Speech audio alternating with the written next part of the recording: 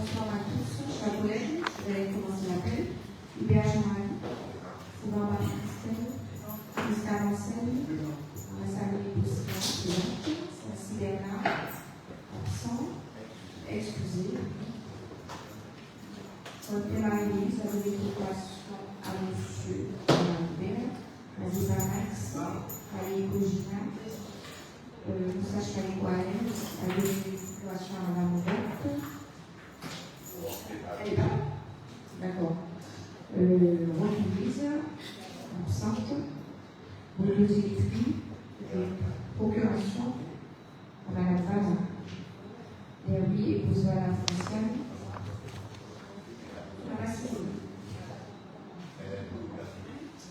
Oui, on salue Olivier, à aussi de procuration à la Piloc, Piloc Catherine, Simona Gavali, Marcus épouse Galpin Francis, Login Dominique, Café épouse Losange 7, de procuration à la paix à la vie, Jean-Papa Rodrigue, absent, Pierre Ngoman Alcode, Tomé Olivier, Amigo épouse Joanne Véronique, absente. Quentin Victor, excusez. Namo Tania, Edwige Charlie. Oui. Edwige Charlie, excusez. L'ancien ciel de l'épuration à M. Simon Gavali. Madame Roulette, Paula Michel, Michael Alexina, conseiller de procuration à Mme Alou. Marie-Pierre Jacques. Excusez-moi. D'accord. Merci. Donc, le coordinateur adjoint. Oui. Il peut démarrer le travail, monsieur.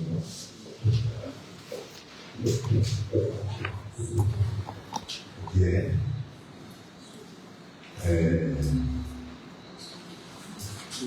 Nous avons reçu cette semaine les convocations qui sont parties, 3 points urgents à faire passer au poste. Alors, on demande pour des lives, il s'agit d'un demande live pour des milliards. Le CSE refuse de payer. Il y a le projet Yvonne pour lequel on doit impérativement faire la demande de consultation et faire voir les fonds. Et puis, la Ligue de cyclisme, le comité régional de cyclisme, que je déposerai dans une nouvelle signature.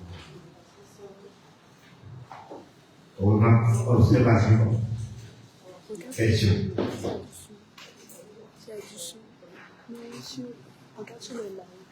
S'il n'y en a pas, on considère que c'est une soin des travail. Enseigne. Oui, bonsoir, comme d'habitude, quand le conseil se réunit, nous profitons de l'occasion pour rendre un petit hommage à l'imposé.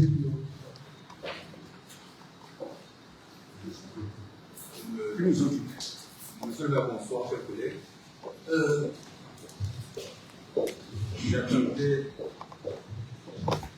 J'attendais que monsieur le maire puisse se demander si on avait des questions diverses. Je ne sais pas. Je ne sais pas si c'est possible. J'ai rien reçu. Donc, c'est spontané. C'est pour ça que je pose la question. Je pose la question. D'accord. Non, c'est juste pour demander, ce n'est pas pour ce soir, mais pour des raisons que j'expliquerai. Vous allez le comprendre, ça peut le faire comme ça pourra ne pas faire, on va le faire. Mais je demande le retrait de délégation Madame Joanne. Je vous expliquerai pourquoi, si vous acceptez de mettre en question Madame Joanne qui nous. Donc, si vous acceptez cette question en diverse, je vous expliquerai dans le cas concret. Donc, alors, nous allons donc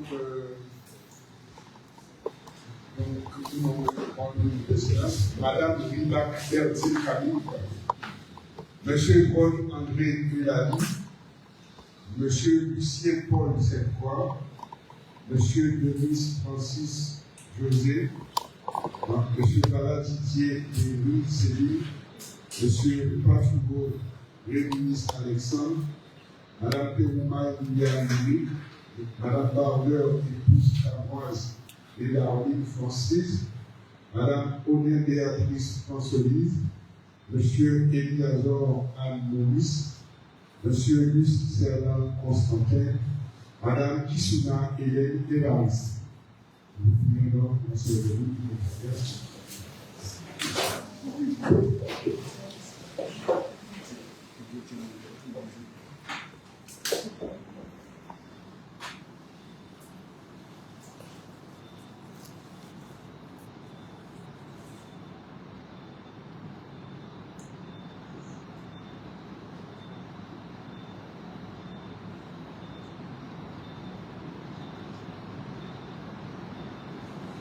Merci, cher père.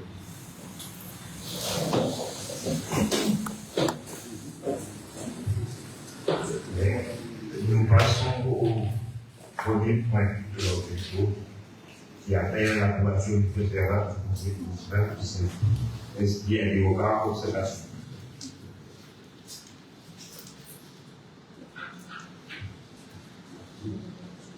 Si on n'a pas, le procès va être mis au voie, qui s'abstient. Voilà. Oui, vous êtes non,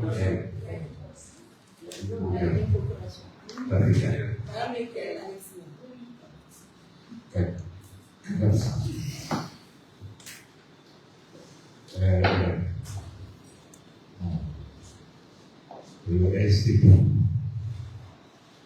Le septième point, projet de balisage de la bande des 200 mètres. Tomé.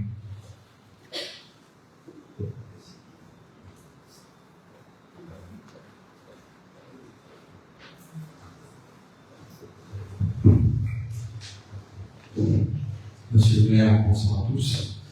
Projet de balisage de la bande des 300 mètres. Le littoral de Port-Louis est un espace de vie et de loisirs partagés qui attire chaque jour de nombreux visiteurs et habitants grâce à sa beauté naturelle et à la diversité de ses usages. La municipalité s'est attachée depuis son arrivée au pouvoir à préserver cet environnement exceptionnel. Ainsi, afin d'éviter les conflits d'usage et afin qu'il continue à bénéficier à tous dans des conditions optimales de sécurité, la commune a, dès 2022, implanté un balisage sur la bande des 300 mètres et délimité une zone de baignade au large de notre trait de côte. Les objectifs ainsi poursuivis étant de deux ordres: protection de notre environnement. Le balisage permet de protéger les écosystèmes marins en délimitant les zones sensibles, garantissant ainsi son développement durable de notre littoral. Sécurisation des usagers en signalant les zones de baignade et celles réservées aux activités nautiques. N'ayant pas d'emblée les moyens financiers propres pour densifier les bouées posées et pour intégrer un chemin de traversier, ces objectifs n'ont été que partiellement atteints. En outre, l'expérience nous a montré que certaines bouées subissant des aléas forts ou de nombreuses sollicitations, arrimages, etc., ont été trop rapidement arrachées. Le nouveau plan de balisage conçu en concertation avec la direction de la mer, le plan est en juin, doit nous permettre de compléter le dispositif déjà en place tout en restant conforme aux réglementations et à l'optimisation souhaitée par la commune pour son littoral. Au niveau technique, les solutions proposées doivent garantir une plus grande durabilité de l'installation. Nous pouvons dans ce cadre bénéficier des financements du fonds vert que nous entendons solliciter. Ainsi, vu le Code général des collectivités territoriales, vu le Code de la sécurité intérieure, vu le Code pénal, vu le Code des transports, vu le Code du sport et notamment ses articles A, etc., le Code de la santé publique, le Code de l'environnement, le décret portant organisation des secours, de la recherche et du sauvetage des personnes en détresse en mer, vu le décret du 2005-15-14 du 6 décembre 2005 modifié relatif à l'organisation outre-mer de l'action de l'État en mer, vu l'arrêté ministériel du 27 mars 91 relatif au balisage et à la signalisation de la bande littorale maritime des 300 mètres, vu l'arrêté ministériel du 22 mars 2007 établissant la liste des missions en mer incombant à l'État dans les zones maritimes de la Manche, mer du Nord, de l'Atlantique, de la Méditerranée, des Antilles, de Guyane, du sud de l'océan Indien et dans les eaux bordant les terres australes et antarctiques français.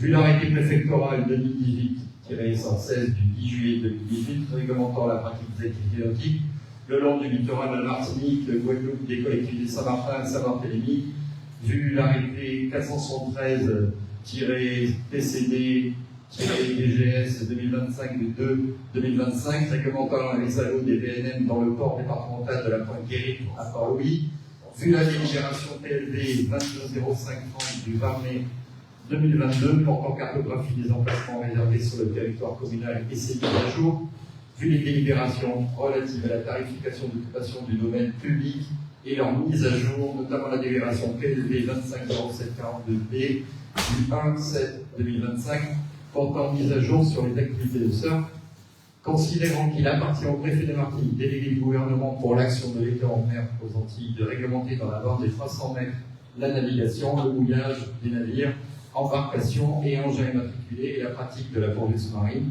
considérant qu'il appartient aux maires d'assurer la police du plan d'eau et de réglementer la baignade et les activités nautiques pratiquées à partir de village avec des engins de plage et des engins non immatriculés jusqu'à la limite des 300 mètres en application des dispositions de l'article 2213-23 du Code général des collectivités territoriales, considérant le plan de balisage de plage sur le littoral de la commune de Port-Louis, depuis le port jusqu'à la plage du Fleur, qui comprend une signalisation de la bande des 300 mètres, une zone interdite aux engins autorisés, ZIEL, une zone réservée uniquement à la baignade, ZRUB, et un chemin traversé au niveau de la plage du Souffleur, en application des décisions et préconisations issues de la concertation entre l'État, la région, le département, la CNGT et la ville, et en particulier les décisions du comité de pilotage littoral urbain de Port-Louis. Le conseil municipal est invité, après échange de débat, à valider le plan de balisage juin, valider le plan de financement suivant: commune 21 000 €, soit hors taxe, soit 20%, État fonds vert 84 000 € hors taxe, soit 80%, qui fait un total de 105 000 € hors taxe. Autoriser le maire à solliciter les financements du fonds vert. Question, remarque, observation. Je rappelle quand même que le fonds vert, il est appelé à disparaître. Alors, reconnaissez maintenant. Parce qu'il y a une cible à l'État.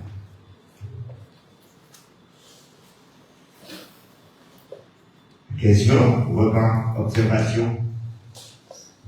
Si le papa, qui s'abstiennent, qui votent contre, accepter l'unanimité. Madame Vala pourrait écouter en haut les actions par l'économie sur le terrain. Moi, je ne suis pas ici.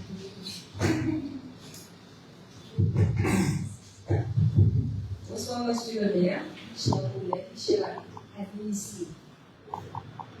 Point 3, projet éco-terre et initiation par l'économie circulaire, la permaculture, l'aquaponie et l'apiculture. Le projet éco-terre s'inscrit dans une démarche d'insertion par l'économie circulaire, la permaculture, l'aquaponie et l'apiculture.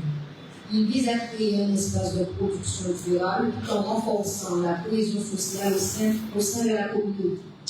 Ce projet répond à des enjeux environnementaux croissants et cherche à favoriser des pratiques respectueuses de l'écosystème.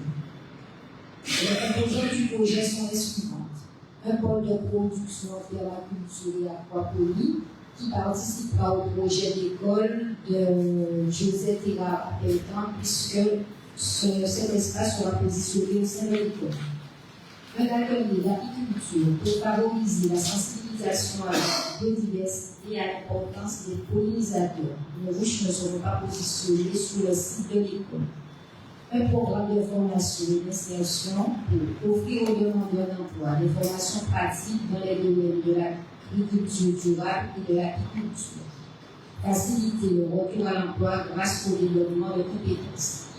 Le jardin solidaire ainsi créé sera mis à la disposition des bénéficiaires de la banque alimentaire pour les habitants du quartier, avec pour objectif de permettre l'accès à des produits frais et sains tout en favorisant l'entraide au sein de la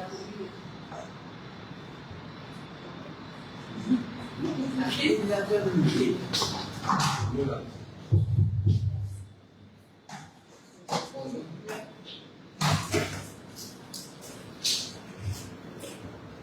L'engagement des jeunes et leur sensibilisation aux enjeux environnementaux et sociaux à travers des activités pratiques, le partage des connaissances par la transmission de savoir intergénérationnel sur les pratiques durables font que le projet écosphère ECO ne se limite pas à la production agricole. Il constitue un vecteur de solidarité et de cohésion sociale, créant des opportunités d'entraide et de partage dans d'autres communautés. Il s'appuie sur l'éducation, l'entraide et l'innovation pour construire un avenir durable et solidaire à Port-au-Prince. Conformément à la vision communale qui ouvre la voie à une communauté plus résiliente et consciente de ses responsabilités environnementales et sociales. Retenu au titre du plan local pour l'insertion nord-grandaire, il permettra d'inscrire plus jeunes dans le dispositif.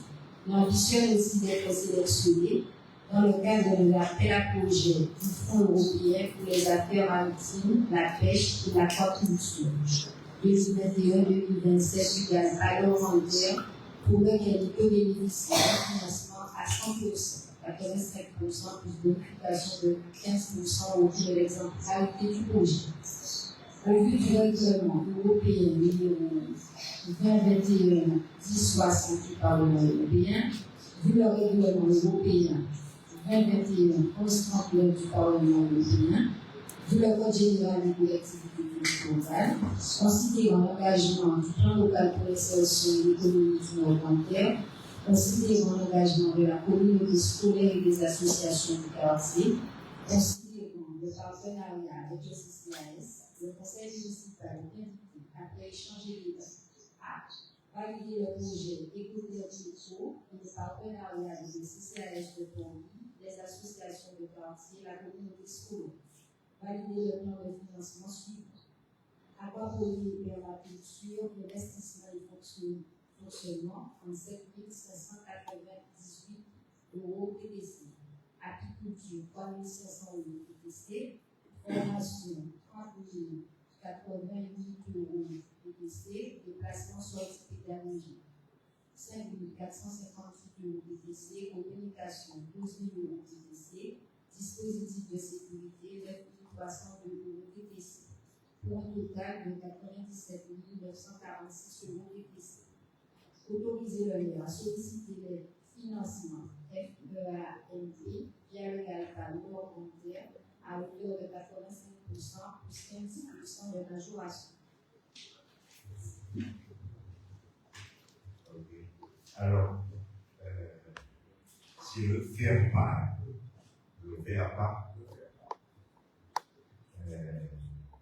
Et le faire part, c'est inspiré de le leader.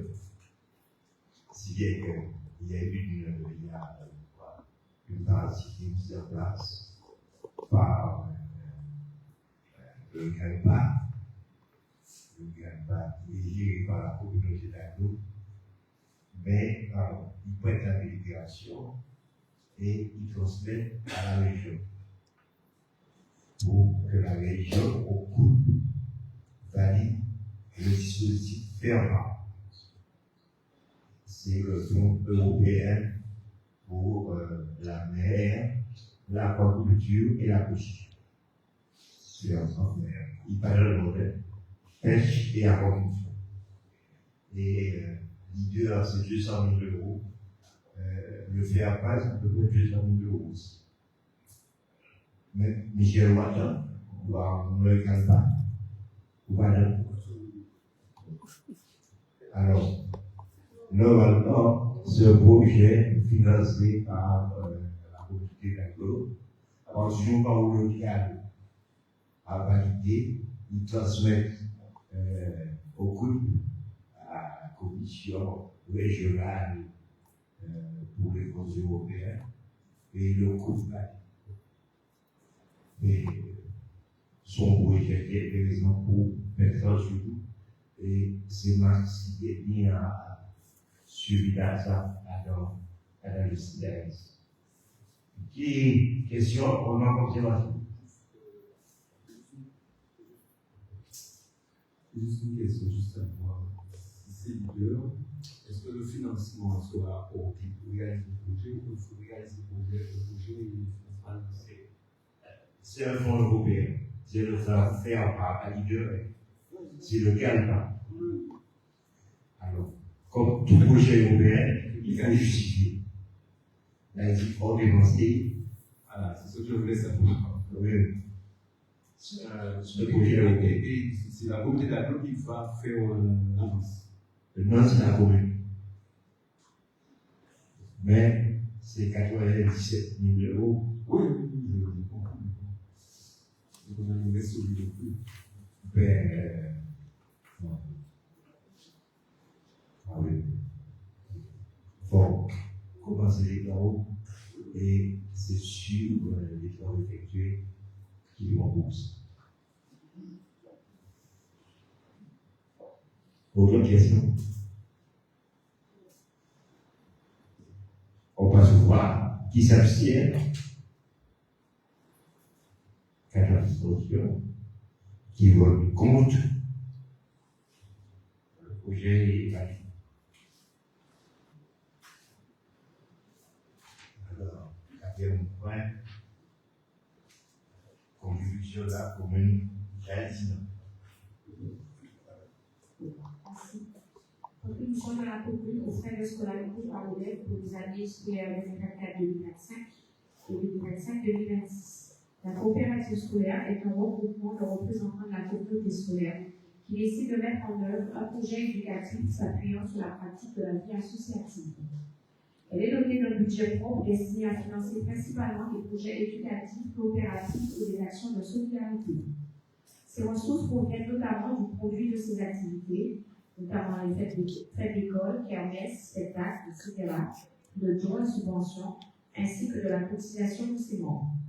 Les comptes rendus d'activité et financiers sont communiqués lors des conseils d'école, au sein desquels siègent notamment les représentants des parents d'élèves ainsi que le maire ou son représentant.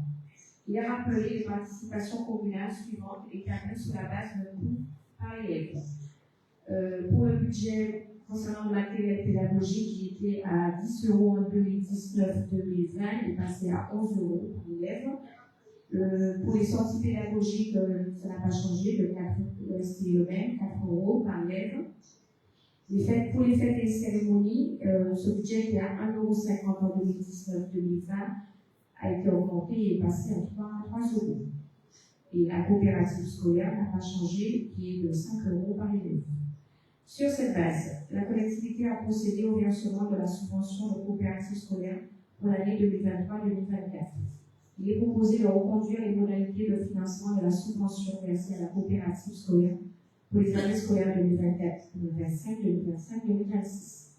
Ainsi, vu le Code général des collectivités territoriales, considérant que les subventions permettent aux écoles de la commune de régler directement certaines dépenses scolaires qui ne peuvent pas être prises en compte dans le cadre du marché public, considérant l'intérêt pour la commune de maintenir son soutien financier aux écoles provinciales, le conseil municipal est invité, après échanges et débats, à approuver la contribution de la commune aux frais de scolarité par l'élève, autoriser le versement de la subvention de coopérative scolaire pour l'année scolaire dernière et cette année. Question, regard, observation.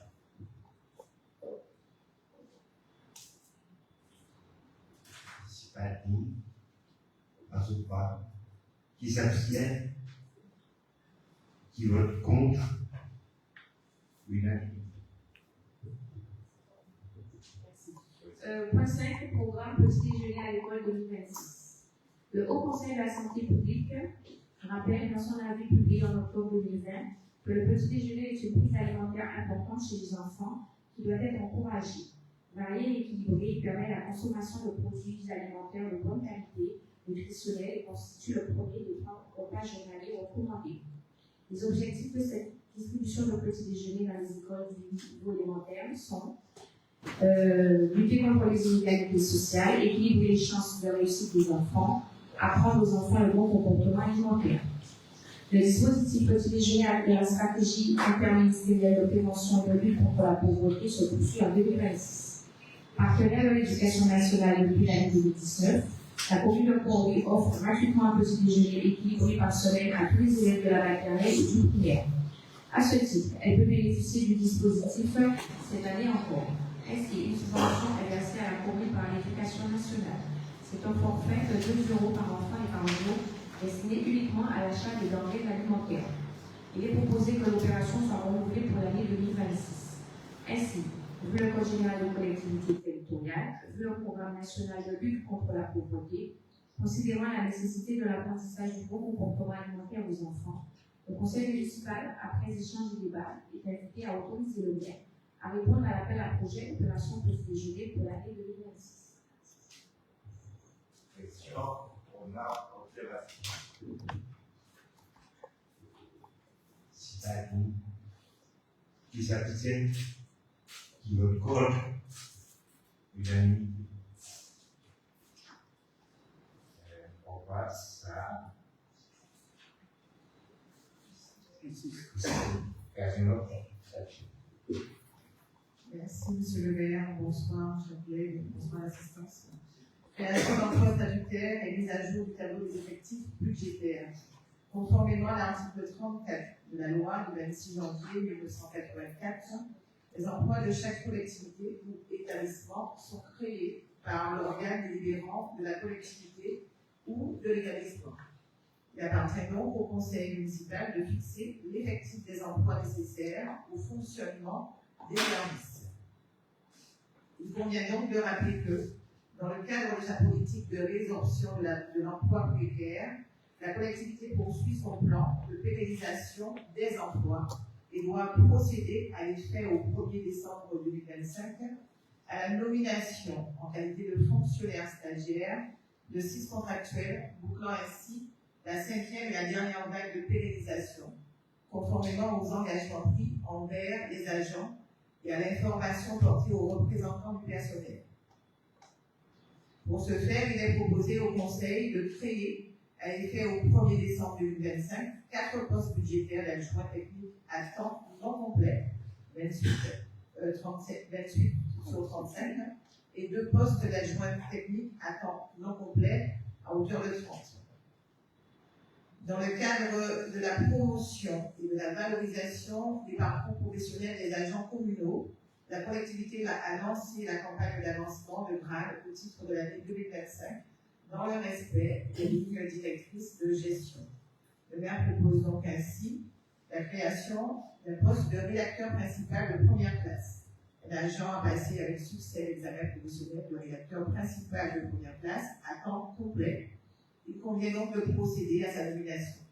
Le poste budgétaire existe déjà au tableau des effectifs et est vacant. Un poste de technicien principal de première classe. Ceci afin de garder une bonne maîtrise des effectifs. Il est proposé donc de transformer un poste de technicien principal de seconde classe en un poste de technicien principal de première classe à temps complet. Un poste d'ADSEM principal de première classe, puisque pareillement, il est proposé de transformer un poste d'ADSEM principal de seconde classe en un poste d'ADSEM principal de première classe à temps complet. Création d'un poste d'adjoint d'animation principal de première classe. Il est proposé ici donc de transformer un poste d'adjoint d'animation principale de seconde classe en un poste d'adjoint d'animation principale de première classe à temps complet. Création d'un poste d'adjoint technique principal de première classe. Le poste budgétaire existe au tableau des effectifs et des vacants. Et enfin, création d'un poste d'adjoint administratif principal de première classe, puisque le poste budgétaire existe en effet également au tableau des effectifs et vacants. Vu le Code général des collectivités territoriales, vu la loi numéro 84-53 du 26 janvier 84, modifiée, portant dispositions statutaires relatives à la fonction publique territoriale, notamment l'article 34, vu le tableau des effectifs budgétaires et considérant les engagements pris par le maire, le conseil municipal et banquier invité, après échange et débat, à autoriser le maire à créer à l'effet au 1er décembre 2025 les 4 postes budgétaires d'adjoint technique à temps non complet, 2 postes d'adjoint technique à temps non complet, et à autoriser le maire à transformer à l'effet au 1er décembre 2025 un poste de technicien principal de seconde classe en un poste de technicien principal de première classe à temps complet, un poste d'accès principal de seconde classe en un poste d'accès principal de première classe à temps complet, un poste d'adjoint d'animation principale de seconde classe en un poste d'adjoint d'animation principale de première classe à temps complet, de modifier en conséquence le tableau des effectifs s'y annexé et d'inscrire au chapitre 12 du budget les crédits correspondants. Merci. Questions, remarques, observations.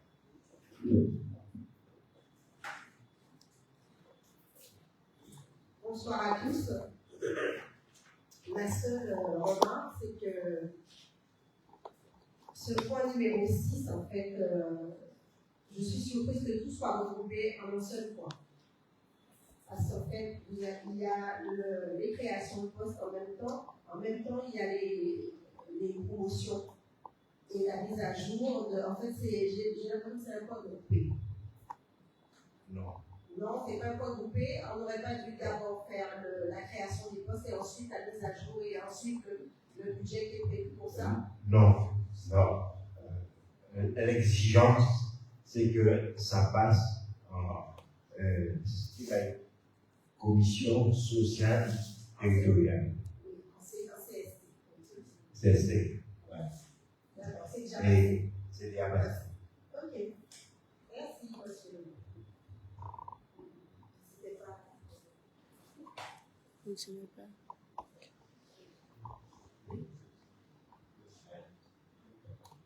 Les postes existants.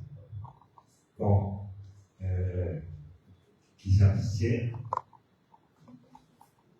cas d'abstention, qui votent contre, 28. Décision continuative numéro 3, Madame Bélan. Décision modificative numéro 3, le document budgétaire nous a été transmis à la convocation.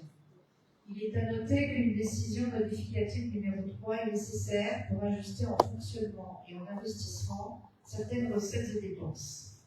Pour les dépenses de fonctionnement, cette décision modificative numéro 3 se traduit par un transfert d'écriture comptable d'un montant de 1 700 000 € entre le chapitre 68, dotation aux provisions, et le chapitre 21, immobilisation corporelle en investissement. Cette provision était dédiée au paiement du solde de la RHI. Cette dépense s'inscrit donc désormais à la section d'investissement et conserve le protocole transactionnel signé le 2 avril 2025 entre la ville et la CEMAG sur la clôture de l'opération de concession résorption de l'habitat insalubre, multisite numéro 1119. Les recettes de fonctionnement s'élèvent à 191 897,94 €.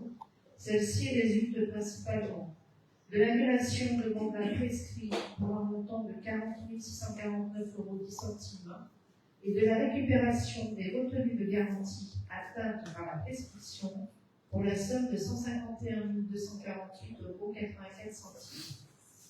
Les dépenses d'investissement de la décision modificative numéro 3 se traduisent par une hausse de 1 716 225 €. Il s'agit de l'inscription de plus 57 000 € à l'opération 13, voirie rurale, concernant les travaux de voirie à Pétan et Bellevue. De l'opération 65, balisage du littoral de Port-Louis, qui mobilise un financement à hauteur de 113 925 €. Du projet de renaturation du souffleur, se refait à la délibération du PLV 250952, inscrit à l'opération 74, espace balnéaire du souffleur, pour un montant de 45 300 €. Du transfert de 1 700 000 €, comme indiqué précédemment au chapitre 21, et d'une diminution de 200 000 € qui était inscrite au niveau des opérations 70, base nautique, et 73, aménagement et équipement de nouvelle école au bas de Narayanan. Cette dernière est en partie due à des retards de chantier. Ces opérations seront reportées sur l'exercice 2026. Pour les recettes d'investissement, 2 mouvements budgétaires sont intégrés à cette décision. Moins 150 000 € pour l'opération 70, base nautique, qui sera reconduite en 2026. L'appel à projet au titre de l'année 2025 pour le soutien de l'État dans le cadre du Fonds vert, Fonds d'accélération de la transition écologique dans les territoires, est programmé à 80%, soit une inscription de plus 33 000 € à l'opération 74, espace balnéaire de Souffleur. L'opération 65, balisage du littoral de Port-Louis, sera financée à 80% par l'État dans le cadre du Fonds vert, axe 3, soit 84 000 €. Au total, les recettes d'investissement diminuent de 33 000 €. En conclusion, le résultat global prévisionnel est un excédent de 310 734 € 33 centimes. Question autrement, continuez.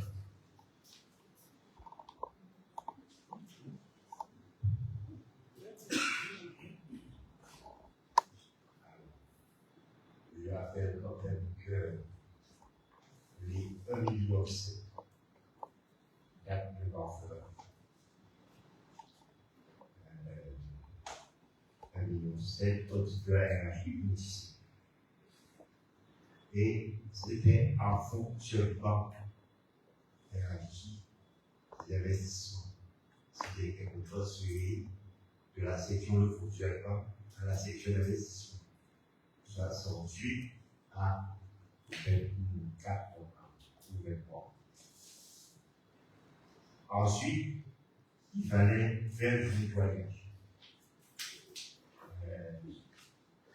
Il y a aussi, lorsqu'il y a un projet, il faut donner une garantie de 5%, qui date aussi de parfois. Et lorsque l'entreprise qui bénéficie de la vigilance carrière n'a pas sollicité le conseil, eh bien, on peut annuler. Alors, le percepteur a annulé les 5%, ce qui représente 151 000 en faveur de cadeau des centimes. Mais en gros, 151 000 €. 826.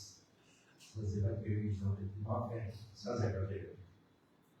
Et pour ça, c'est les 5%. Et ensuite, il y a eu les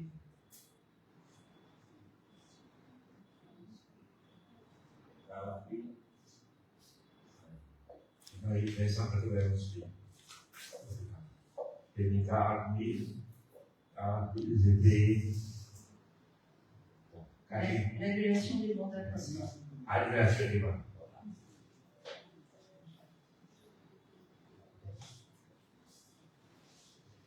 Et puis, le contrat de service de 2027 sur le 31 décembre 2029. Si bien quelque chose par tout réalisé là, il faut nettoyer qui a au bord de récupération en 2026 avec les élections. Le budget politique pourrait être voté en juillet. Question, si parmi on passe au bas qui s'abstiennent, qui ont contre la abstention. Ensuite, l'autorisation de relèvement des dépenses d'investissement avant le vote du début de 2026.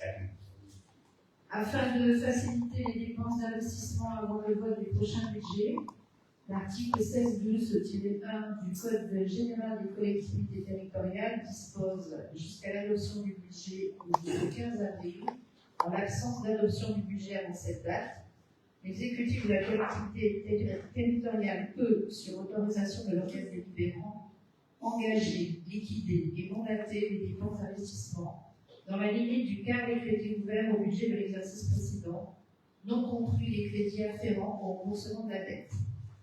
Compte tenu de cette disposition, il y a lieu d'autoriser M. le maire à engager, liquider ou mandater les dépenses d'investissement dans la limite de 25% des crédits ouverts au budget de l'exercice 2025, hors chapitre 16, et remboursement d'emprunt. Ainsi, le Code général de la fonction publique et notamment son article 16-12-1, le Conseil municipal, après échange et débat, est invité à autoriser M. le maire à engager, liquider et mandater les dépenses d'investissement pour l'exercice 2026 dans la limite du quart des crédits votés au budget de l'exercice 2025, hors chapitre 16 des remboursements d'emprunt.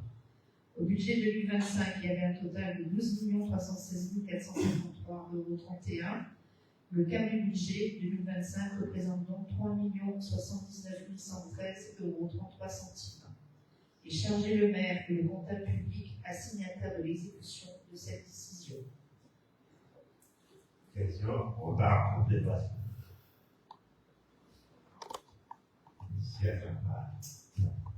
Son aspect global, vraiment, de langage. On dit jusqu'à juillet, on laisse. Petit absent, 4, qui vote contre, Max. S'il vous plaît. Oui, bonsoir à tous. Si vous avez laissé nous invités. Alors, avant cette suspension, avant le vote du budget politique 2026 de la ville, au Centre communal d'action sociale, CCAS, la réglementation comptable oblige à verser les subventions après la décision à exécuter l'attribution et ou le vote du budget. Cependant, le conseil municipal peut y déroger en accordant par délibération une avance sur la subvention à venir. Cette décision va être motivée par un besoin de l'organisme demandeur afin d'honorer ses obligations financières. Or, le vote du budget primitif 2026 de la ville interviendra au cours du premier trimestre 2026 et que les subventions allouées pour l'année 2026 par la ville ne peuvent être attribuées avant cette date. Mais par ailleurs, le CCAS de Port-Louis a besoin pour son fonctionnement et pour assurer la continuité du service public d'une avance de 8 000 €, 40% de la subvention versée en 2025. Ainsi, vu le Code général des collectivités territoriales, notamment les articles L1612-1, L1612-20 et L2311-7, vu l'instruction budgétaire et comptable L57 applicable au budget, considérant une avance de subvention consentie pourra être régularisée dans le budget politique 2026 au compte 65, 73, 62 et que le versement sera susceptible d'être réalisé en un ou plusieurs racontes en fonction des besoins. Le conseil municipal est invité, après échange de débat, à accorder au Centre communal d'action sociale de Port-Louis une avance de 8 000 € sur la subvention annuelle 2026 qui lui sera attribuée. Prévoir les crédits nécessaires au budget politique 2026 et que cette somme sera imputée à l'article 66, 73, 62, subvention de fonctionnement versée au CCAS, coût identique pour la nomenclature comptable L57.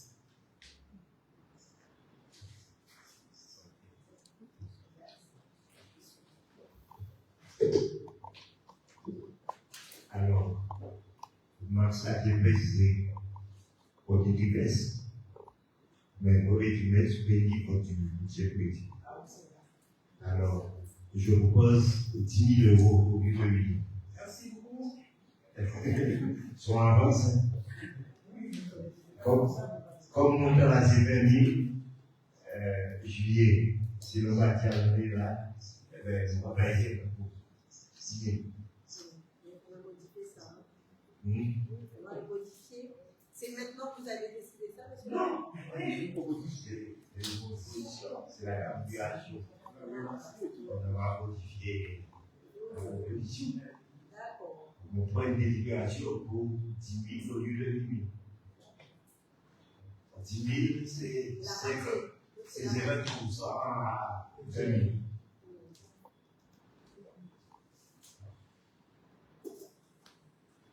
Moment, observation, question. Mais c'est pas une volonté. Qui s'abstiennent, qui votent contre, unanimité. Sous réserve des modifications. Comment? Nous votons, mais sous réserve des modifications. Non, c'est une délibération. Oui. La délibération, c'est 50% au lieu, c'est 10 000 au lieu de 8 000. Ce soit dans le pays. Oui, voilà, que ce soit marqué. Ça sera dans le pays. D'accord, très bien, très bien. Ok. Ensuite, alors, point 10, les résolutions du Congrès. Alors,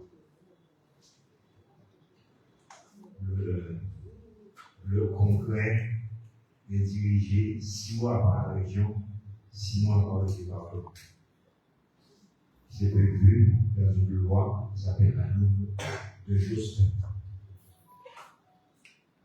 Le département et la région ont voté, alors le département à l'unanimité, la région à la majorité, les 4 résolutions du Congrès. La première résolution concerne la répartition des compétences entre l'État et la collectivité. L'État et la collectivité territoriale qui se réunissent départements et régions, c'était en collectivité territoriale. On va utiliser bien, mais régi par l'article 74. Résolution numéro 2, c'est les moyens de la mandat d'IVA. Aujourd'hui,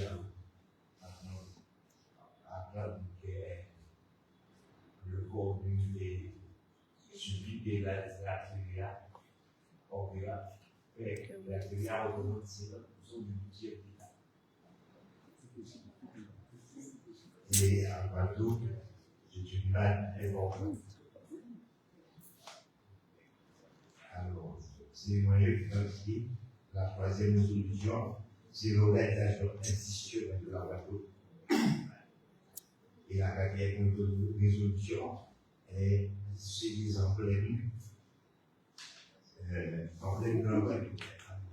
Drapeau et musique. Alors, les résolutions, je ne sais pas si vous les avez, mais elles sont. Elles sont. On va rentrer là. Alors, je rappelle que la Lune est bougée, la Lune est passée alors. Avant, c'était le conseil régionaux et les parlementaires. Aujourd'hui, on ajoute les maires. Les maires font partie du conseil. Monsieur Tola. Oui, merci, monsieur le maire. Alors, à chaque fois qu'on parle de l'évolution statutaire, ça amène toujours débat. C'est vrai que je pense, pour ma part, que l'ensemble des Guadeloupéens ne sont pas encore sur la même longueur d'onde pour pouvoir faire avancer cette question. Mais comme je le disais il n'y a pas très longtemps sur les médias, c'est 1958 le Parti communiste guadeloupéen. 46. 46 c'était pour la départementalisation. Mais je prends 58 puisque le Parti communiste guadeloupéen s'est créé en 58 et avec cette notion d'autonomie. Là, vous allez me corriger, il me semble que le PLG c'est 1978 pour l'indépendance de la Guadeloupe. Alors, 78, c'est la création de l'UP. D'accord, mais en tout cas, je sais que ça date de longtemps, ce désir institutionnel, d'évolution institutionnelle, quand on parle d'autonomie, quand on parle de l'indépendance, c'est bien. Michel, il y a une petite précision.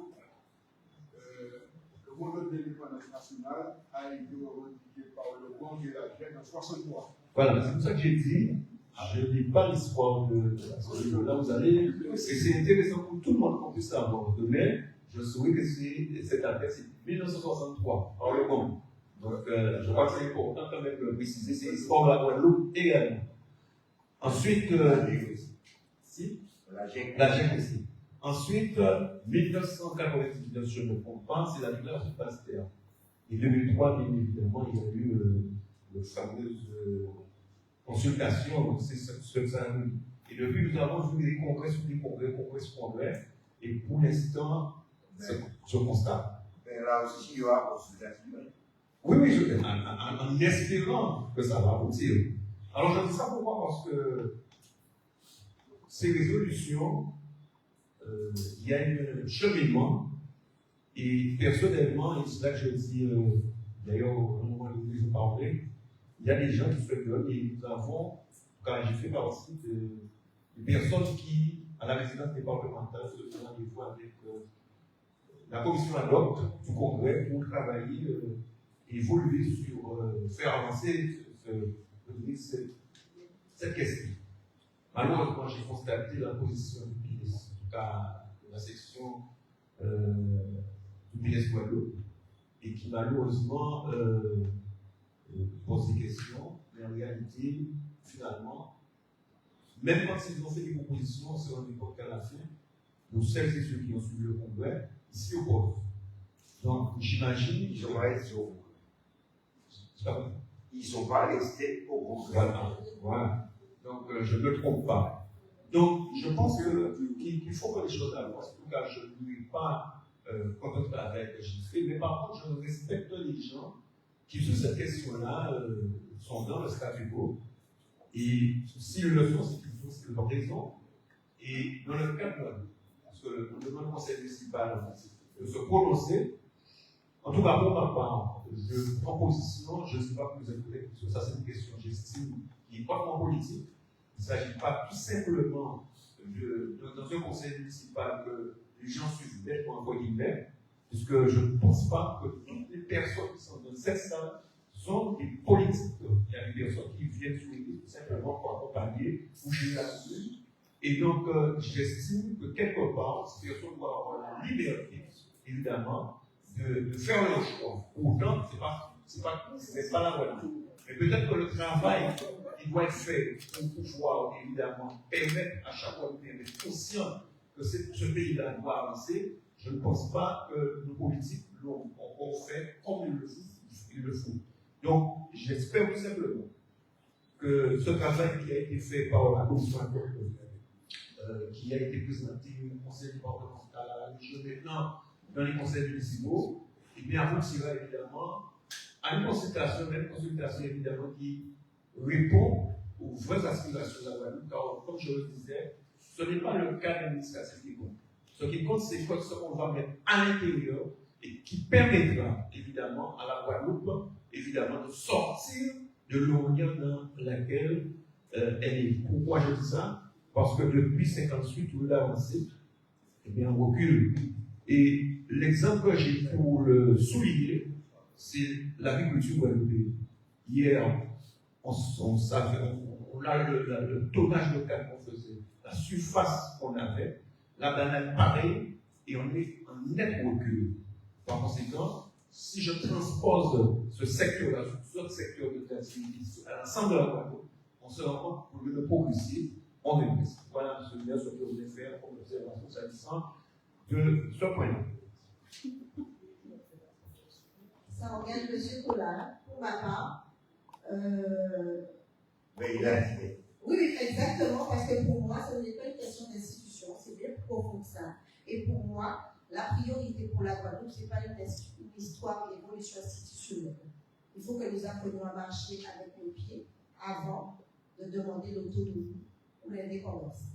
Donc, il y a un certain nombre de choses à faire. Effectivement, c'est quelque chose qui en marche, mais pour moi, ce n'est pas une question d'institution. De toute façon, le peuple sera poursuivi. Et il faut bien entendre qu'il y a plusieurs étapes. Il y a l'étape de Baron du président de la République qui lui ne réunira pas le congrès des parlementaires, ce qui est pas majoritaire. Alors, il bien décidé. Mais de toute évidence, on doit y avoir une consultation. Ce que je crains, c'est que nous soyons dans la situation que nous. Et le PS a commencé à se décider. On est dans une situation que en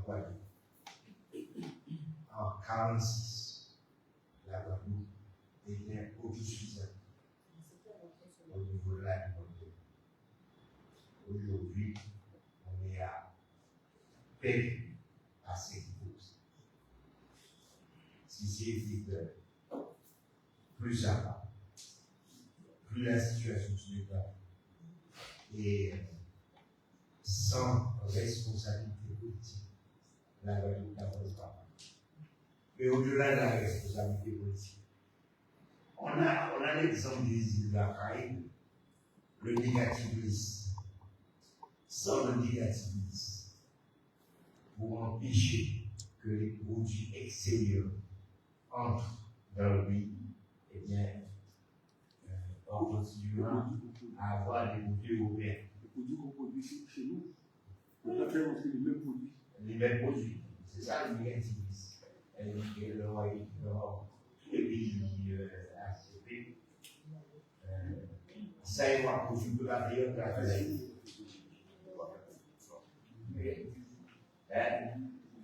Je peux vous demander si nous départons.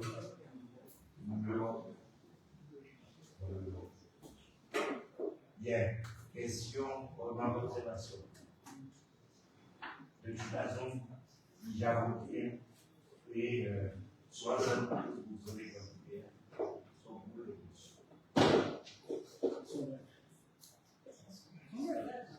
sondage. Autre question?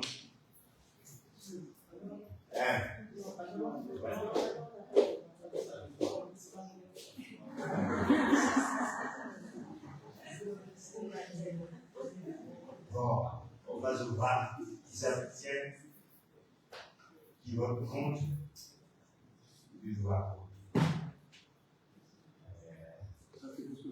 Les 4 résolutions sont valides. Alors, demande de gracieuse de dégrèvement, monsieur Mané.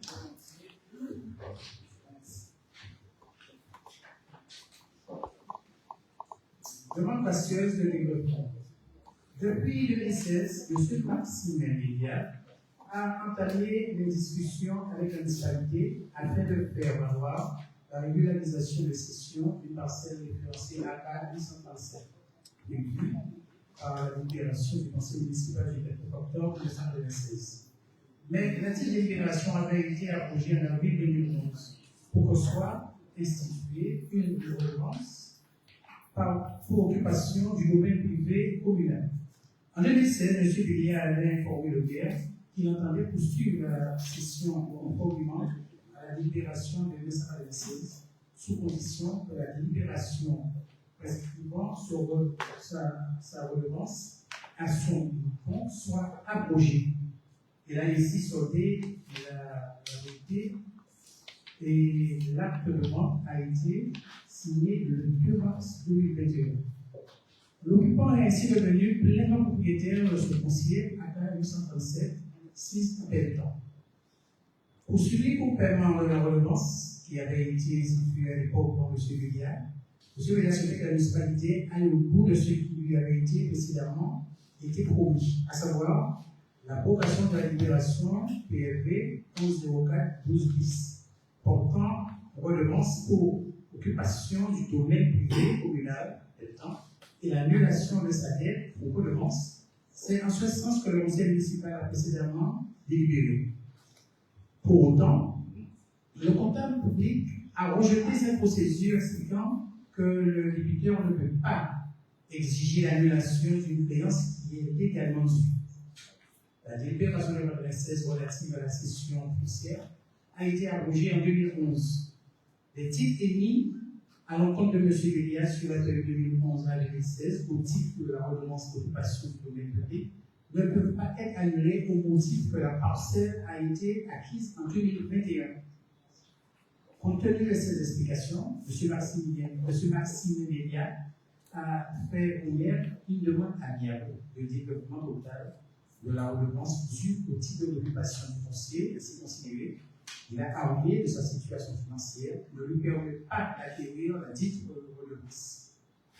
Au regard de la situation particulière de M. Béliat, mais considérant le principe d'égalité des justiciables devant l'impôt, le maire propose au Conseil d'accorder à M. Maxime Béliat un dégrèvement partiel de 60%, portant le montant de redevance due de 17 123,21 € à 6 819 €.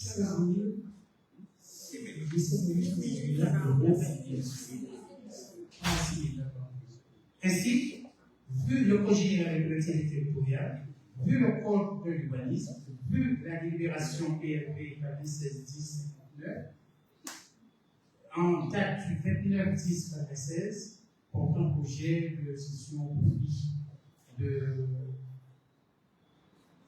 au profit de 32 acquéreurs, dont le lot à 837 au profit de M. Béliat. Vu la délibération PLP 11-04-11-10, en date du 8 avril 2011, insistant sur l'abrogation de la délibération de cession des lots de pelletons pour non-paiement de biens par l'acquéreur conservant. Vu la délibération PLP 11-04-12-10 du 29 avril 2011, instaurant une redevance pour l'occupation de domaine communal. Vu la délibération PLP 24-10 du 16 mars 2024, du 15 mars 2011, après la délibération qui avait été prise la redevance, vu la délibération PLP 25 juillet 2021, du 1er juillet 2027, annulation le titre émis avec le mail de M.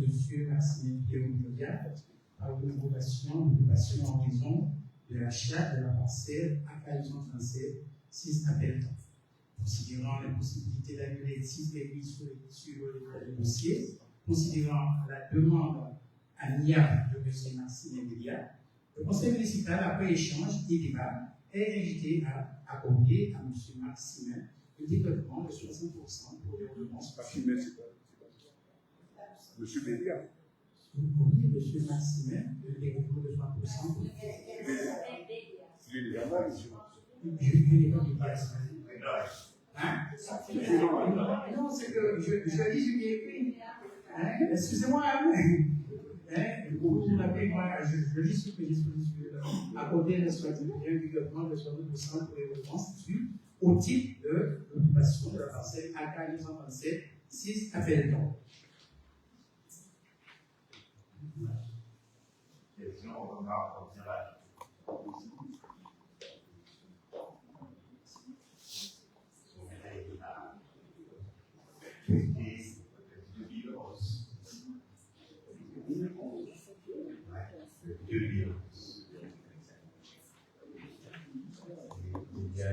Spécial police qui arrive à finir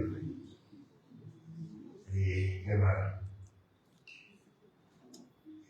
qui s'abstiennent, qui votent contre et à l'unanimité. Projet qui a annulé à cette. Projet territoire éducatif. Par délibération PLP 25-03-07 7 mars 2025, le projet territoire éducatif PLE a été approuvé par le Conseil municipal à hauteur de 31 792 € PTC. La délibération votée autorise la CSGT à faire recevoir la subvention de la Caisse de dépôt et consignation et à la reverser à la commune, selon le plan de financement 6 juin. Pour l'équipement, total dépense CTC, 29 euros, 29 892 euros, subvention 19 434,31 euros. Par collectivité, 9 857,69. Volet outils et ressources, 2500, subvention 1250, par collectivité, 1250. Le total dépense, 31 792 euros. La subvention s'élève à 20 684,31. La part de la collectivité sera de 11 107,69 euros. La subvention a ainsi été calculée à tort sur la base du TPC du projet. Or, le rapport de suivi en date du 20 janvier 2025 indiquait bien une demande de subvention comme suit. Montant hors taxe du projet pour l'équipement 26 759,34, pour les ressources 2304,15, total hors taxe 29 063,49. Montant subvention 18 731,54 euros, pour les ressources 1152,08 et le total s'élève donc à 19 823,61. Le montant de la subvention sollicitée est donc bien de 19 883,61 euros, soit un différentiel de 800,7 euros, correspondant à de la TVA. La convention avec la CNGT indique, elle aussi, un montant de subvention de 19 823,61 euros, calculé sur la base du coût hors taxe de 29 063,49. Il convient donc de modifier l'annexe de la délibération en indiquant la base hors taxe afin que la convention et la délibération soient parfaitement concordantes. Pour remarque, il faut noter qu'afin de répondre aux sollicitations des directeurs d'établissement, notamment à l'inclusion de matériel spécifique, chargeurs ou de câbles numériques, les ajustements ont été apportés aux différents devis. Ces éléments ne changent aucunement le montant hors taxe pris comme base de calcul de la subvention de 303,40 euros, ainsi que le montant total TTC du projet 31 792 euros. Ainsi, ni le code général des collectivités territoriales, ni la délibération PL 2457 du 4 octobre 2024 portant inscription de la commune dans le dispositif expérimental PLE, puis la délibération PL 2503 07 par 27 portant projet PLE, considérant la nécessité de stricte concordance des actes relatifs au traitement de la subvention PLE, le conseil municipal, après échange de débats, est invité à solliciter une subvention de 19 883,60 euros au titre du projet PLE, modifier l'annexe financière en conséquence. Ok. Les collectivités personnes sur la périodicité. Alors, c'est que ni à la forêt ouverte, ni à subvention, pas ni toute action, c'est hors d'axe. Alors, question, on va observation. Si on n'a pas en place au pouvoir, les tâches sont obligatoires. Qui s'abstiennent, qui votent contre, il y a une limite. Point 13, le tour cycliste. Vous savez qu'au niveau du tour cycliste, la communauté d'agglo participe à une clause de 15 000 euros. L'État est de 15 000 euros. Là, indiqué de solliciter la CNGT pour bénéficier des années à 2026. L'État pourra lieu le 2 août. Le 2 août. On a reçu. Ah, ça va.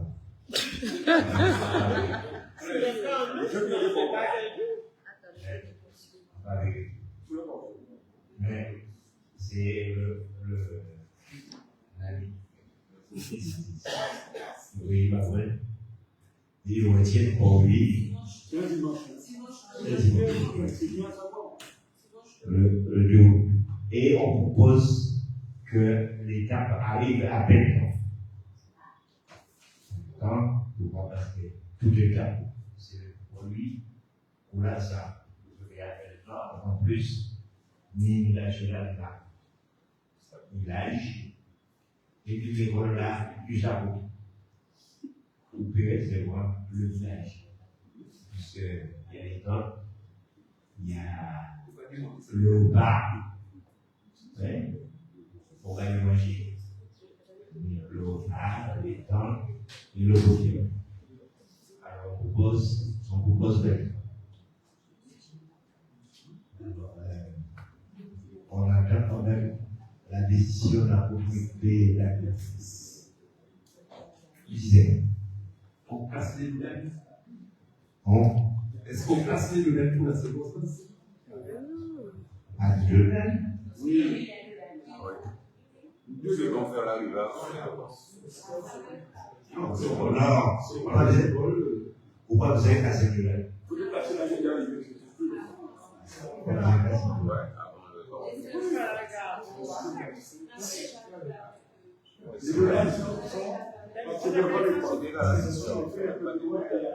Ça dépend à quelle instance ils vont faire le pas. Ok. 15 000 euros. Si on a 15 000 euros, bon, vous gagnez du temps, vous avez une famille, et on va.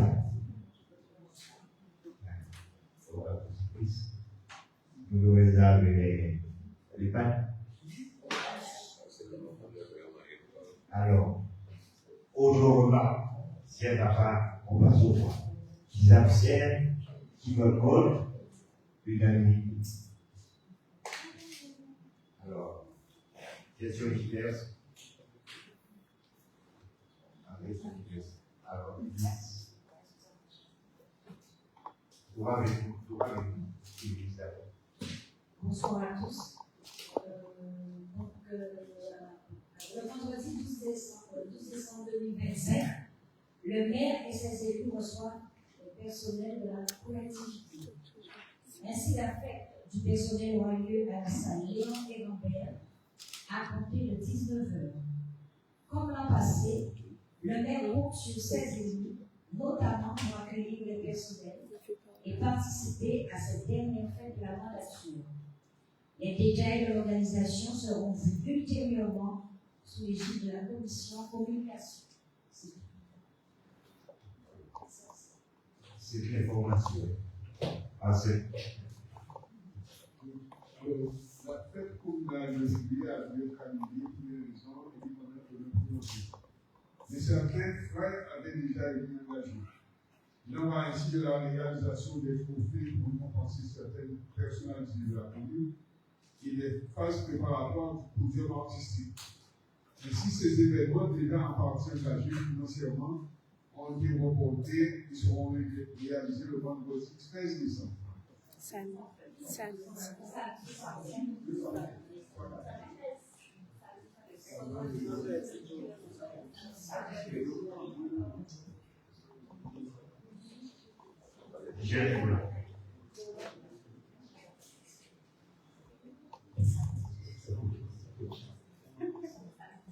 Oui, monsieur le maire, de mes habitudes. Et pour commencer, je vais poser 3 questions à la santé. J'aimerais qu'on réponde, bien évidemment. La première, est-ce que Mme Joanne, me semblait que régulièrement, pendant les 6 années de ma lecture, je crois avoir participé au moins à 80% des réunions. Et depuis quelque temps, il me semble qu'elle ne participe pas au conseil municipal, mais ça, c'est pas le problème. La deuxième chose, est-ce qu'il y a. Non, certainement. Je pense que la majorité des personnes qui sont dans cette salle ne connaissent pas mes noms.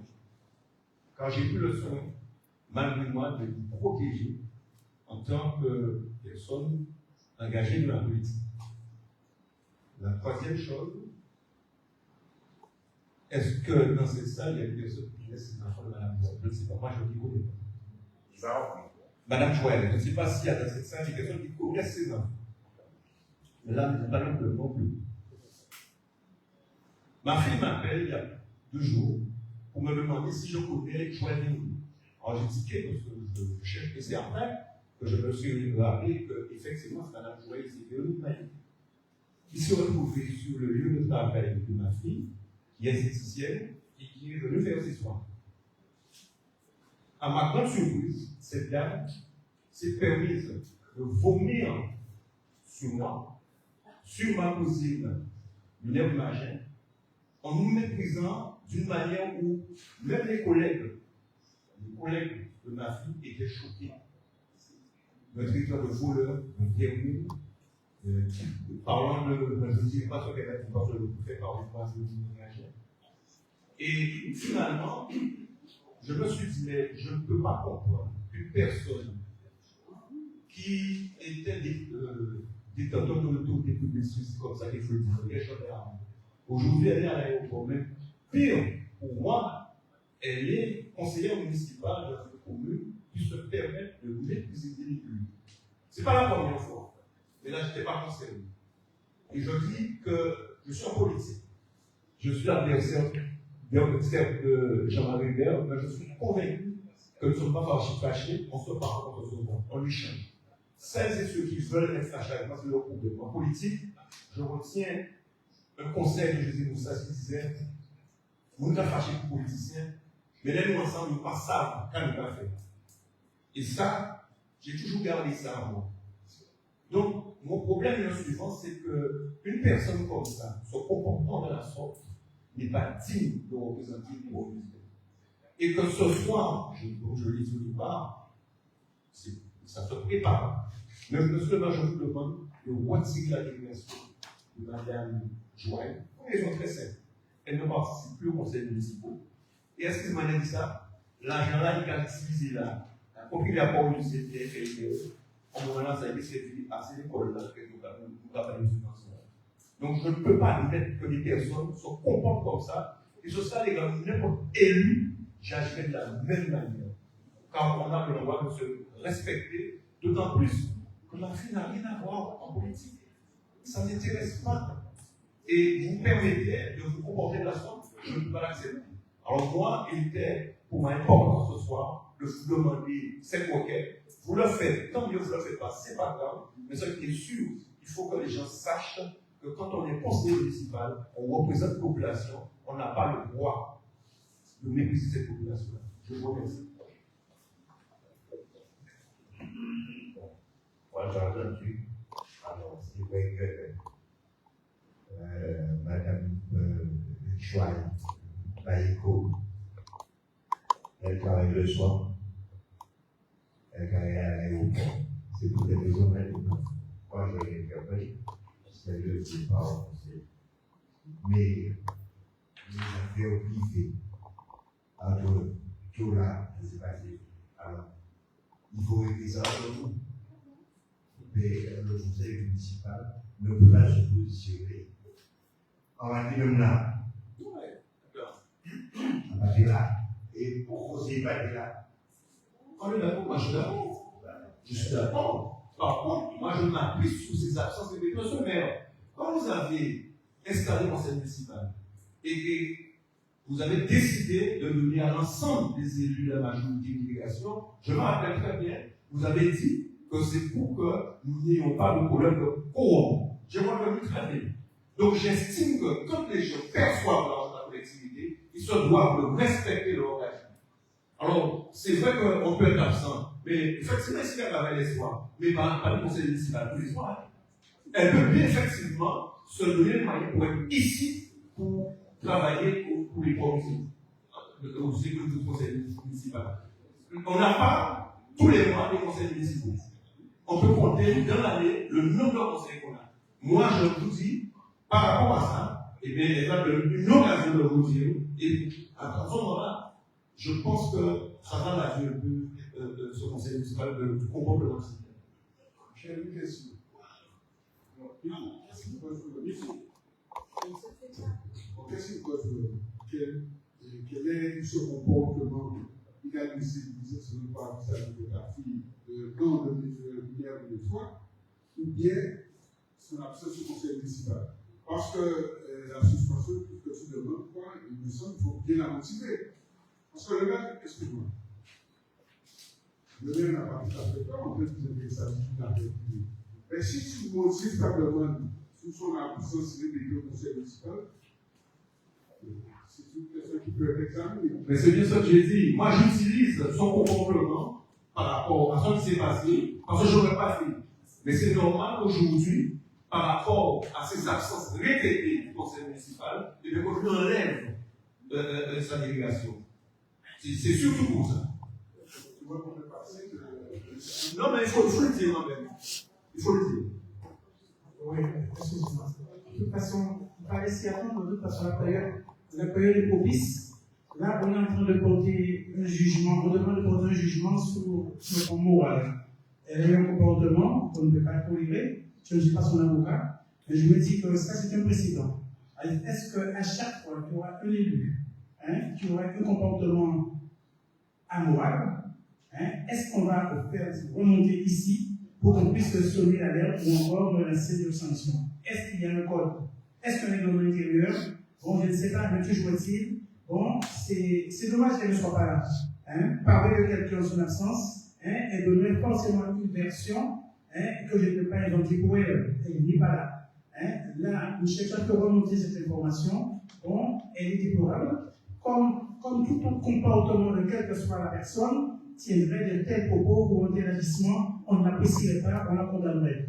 Mais il appartient à la personne de justifier son acte ou encore dire quel était le contentieux qui existe entre elle et quoi, ou encore qu'est-ce qu'elle avait ce jour-là, etc. Bon, le maire a dit qu'elle travaille de nuit, enfin le soir, elle n'y est pas. Bon, c'est vraiment dommage de parler de quelqu'un en son absence. Encore une fois, il a donné mandat à personne par son nom, et malheureusement, tu peux remonter une information qu'on ne peut pas tolérer, mais qu'on ne peut pas en même temps dire, bon, Michel, ou il a raison, et nous, on va dire. Collègue Maziba, je ne demande pas qu'on me donne comparaison. J'ai dit, j'utilise ce qui s'est passé pour dire que les absences répétées au conseil municipal, et en fait, il y en a un. Il paye l'occasion, si c'est là, il y a de la pollution, il fait ça, il a fait le sens. Moi, j'estime effectivement que les actions sont répétées. Michel, si tu peux, Michel. Non, c'est à Michel que je vous allez. S'il nous fallait rédiger un attendu sur le conseil, dans cet attendu-là, est-ce que nous aurions voté? Non, parce que. Voilà. Mais j'avais dit. Donc, ce qui veut dire. J'utilise. Eh bien, ce qui veut dire, tu as, à mon avis, l'argument que tu utilises. Non, l'argument que j'utilise, c'est l'argument de faire qu'elle. C'est ça, je vois bien que tu entres la première partie de mon intervention, si c'est le cas. Continue. Max m'a dit que l'information, je voulais faire cette information. Si nous voulons être sérieux, si nous voulons effectivement rester, comme on dit, dans le langage factuel, la première partie de mon intervention, je pense qu'il serait honorable de l'enlever, puisque c'est une affaire privée. Voilà. Monsieur le maire, je peux dire deux mots, s'il vous plaît. Au-delà du fait qu'il y ait cet aspect, selon vous, privé, nous sommes à une époque où l'Assemblée nationale demande de la protection fonctionnelle pour les maires et pour les élus. Un élu se doit d'être exemplaire. Personne n'est parfait, mais quand on est élu, c'est peut-être que là, bon, c'était dans sa vie privée, on peut considérer que ça n'a pas d'importance. On a une posture à avoir. Quand on est élu, non seulement on est représentant du peuple, mais on représente aussi, et c'est une image, malheureusement, qui est gâchée de l'extérieur, parce que les personnes qui étaient là où elles étaient, c'était des personnes extérieures. Et au-delà de ça, effectivement, même moi, j'étais souvent à l'action de conseil municipal, mais quand on travaille et qu'on est élu, qui plus est la majorité, le Code du travail prévoit des heures d'absence pour pouvoir assurer sa délégation. On a des heures d'absence, peut-être pas payées, parce que justement, l'indemnité de fonction que nous avons, qu'on a, c'est pour participer aux travaux du conseil municipal. Ok, bon, voilà pas les gars, Michel. Dites-moi,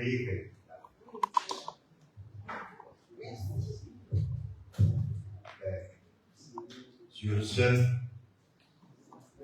la saison de Michel a raconté une hier. Oui. A raconté une hier.